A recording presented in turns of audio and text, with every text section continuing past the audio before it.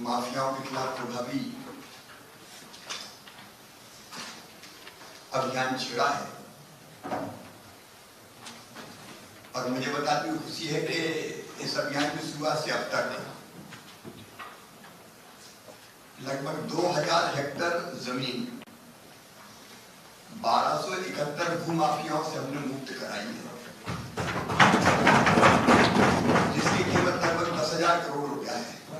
हाँ, अपने आप में कुछ लोगों ने जो हथियार के रखी थी अपने रसूख के दम पे, उनका रसूख समाप्त करते हुए ये जमीन अब हमारे कब्जे में है, जिसका उपयोग जल्द हित में किया जाएगा।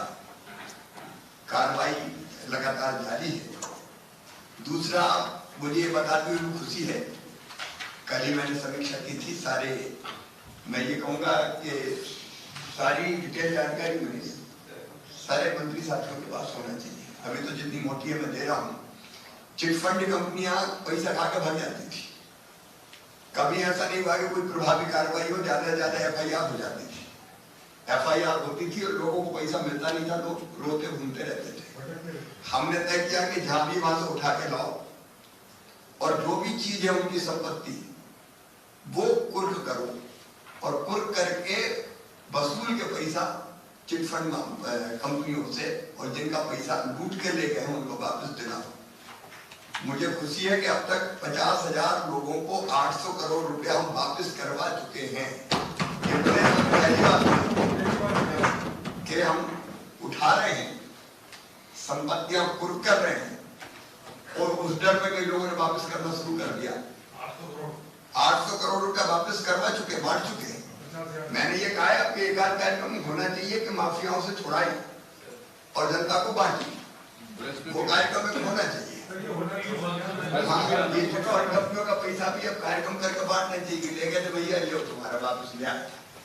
ये बात सुना, पंचायत होती ऐसे 100-200 लोगों के लिए बुला और उनसे कहना चाहिए कि हमारे वो पंचायत की प्रक्रिया एक कुछ तो कार्यक्रम शुरू करवाते हैं, पैसा वापसी का। पैसा खा गए थे, वापसी का बड़े सब हो गए हैं, वहां भी दिक्कत नहीं है। तीसरा, मिलावट के मामले में से पहली बार ये हुआ होगा कि 6 फैक्ट्रियां तोड़ दी पूरी तरह से, जहां मिलावट हो रही थी। छोटी मोटी कार्रवाई होती थी, ऐसे इंदौर से लेकर बाकी जगह तोड़ डाली, बिल्कुल खत्म ही कर दी। और रास्ता में भेजना हो चाहे जेल भेजना हो, उसकी कार्रवाई जारी है। राशन की कालाबाजारी जो करते थे, पहली बार ऐसा हुआ है कि राशन की जिस अफसर ने कालाबाजारी की उसकी संपत्ति नीलाम करके और राशन वालों को इंदौर में फिर से राशन भैया तेरा उस समय कालाबाजारी हो गई थी, नहीं मिला था, ये वापस पहली बार ऐसा कार्यक्रम आयोजित करेंगे। तो हम सतही कार्रवाई नहीं कर रहे हैं, FIR कर लिए, फलाना कर लिया, ढुंगा कर लिया।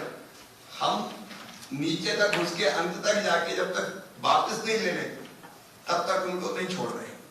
और वैसे ही अब मैं भी 331 लोगों के खिलाफ कार्रवाई हुई, अलग अलग जगह हुई है, चाहे ग्वालियर हो चाहे इंदौर हो, अलग अलग रीजन में, उसका डिटेल भी हम आपको देंगे। फिर उनके अवैध निर्माण भी तोड़े हुए हैं सारे। तो एक और बड़ा आंकड़ा जो कल निकल के सामने आया, हम लोगों ने ऑपरेशन मुस्कान चला के रखा है। जो बच्चे गाय में, विशेषकर बेटियां, बड़ी संख्या में बेटियां हैं, बेटी कम है, 9,500 बच्चों को हम छुड़ा के लाए हैं। 9,500 उनमें बेटियों की संख्या 80% है। वो बेटियां कितनी हो, जो अलग अलग जगह कोई सोच नहीं सकता था। अलग अलग जगह से रिकवर करके, बरामद करके, एक एक जिले में किसी ने 100, किसी ने 200, किसी ने 400 पुलिस पार्टियां गई दूसरे प्रदेशों में और वहां से रिकवर करके बेटियों को लेके आए हैं। अपने आप में नहीं तो पता ही नहीं चलता था, काम के लिए ले गए और गायब। परिवार ने रिपोर्ट की, पड़ी रहती थी रिपोर्ट, कोई नहीं पूछता था गायब। लेकिन पहली बार इतनी प्रभावी कार्रवाई हो रही कि हम बेटियों को प्रदेश के बाहर भी टीमें भेज के उनको रिकवर करके लेके आ रहे हैं। ये ऐसी चीजें थी, ये तो मैंने संक्षेप में बताया, लेकिन मैं चाहूंगा एक ब्रीफ बना के पूरा तैयार करके अब तक जो हुआ है सारे मंत्री साथियों को हमको उपलब्ध कराने चाहिए और हमको इन बातों को प्रेस, मीडिया और सभा उसमें हमको रखना चाहिए कि ये लगातार इस तरह की कार्रवाइयां जारी है। एक और मुझे कहते हुए खुशी भी खूब होती है कि हमारे मंत्री बहुत अच्छा काम कर रहे हैं। तो आज ही मैंने अखबार में देखा प्रभुराम चौधरी जी अस्पताल में फोन करके पूछ रहे हैं तबीयत कैसी है, इलाज ठीक हो रहा है कि नहीं हो रहा है।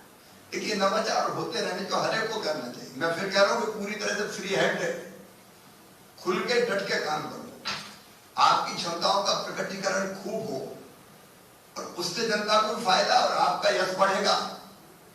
तो मैं तो गर्व से सीना तान के घूमूंगा। ये मंत्रिमंडल है हमारा जिसमें हर एक मंत्री प्रोएक्टिव है और डट के काम कर रहा है।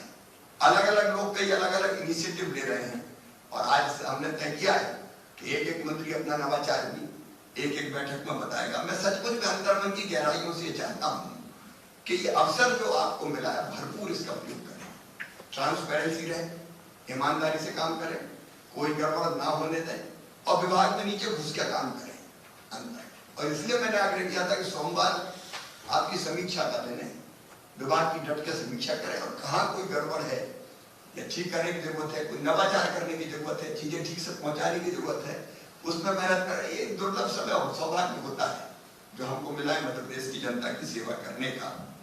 और इसलिए वो अपनी जो बैठकें हैं सोमवार की, मैं अब उतनी हर एक विभाग की लंबी समीक्षा नहीं करूँ, आपका काम किया आप डालो। मैं तो जितना देखना चाहिए मुख्यमंत्री के बल पे देखेगा, बाकी आप करो, विभाग को आपको लीड करना है।